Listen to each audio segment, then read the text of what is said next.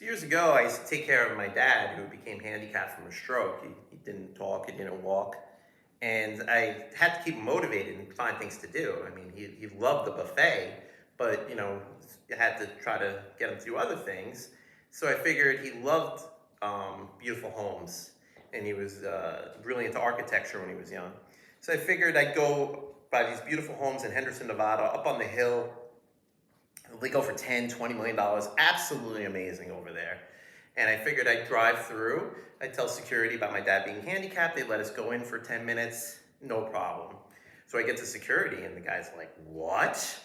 Are you out of your mind? I could lose my job. You don't belong here."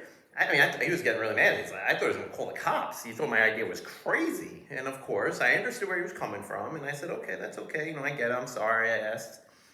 And then years later, I become a Door Dasher, and I get, an order for up on that hill, Taco Bell, and I'm like, well, I'm gonna get in trouble with DoorDash. There's no way they're gonna let me deliver this. They're not gonna let me in just because I'm a Door Dasher.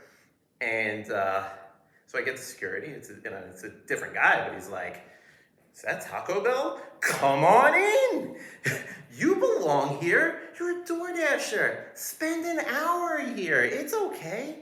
I'm sorry I didn't get the gate open fast enough for you. You are a Door Dasher. You're an American hero. Spend all day here. Don't worry about it." I'm like, all right, okay, sounds good. And then he's like, "Is that a Subway footlong? Go in their backyard. It's okay. We trust you completely. If you have that Subway footlong, we trust you. Go in their backyard. You're not taking care of a handicapped person. We'd probably have a bomb in the trunk and blow up the whole neighborhood if you were doing that. But if you have a Subway footlong, you could stay. You're one of us." And then he's like, is that a bag of chips?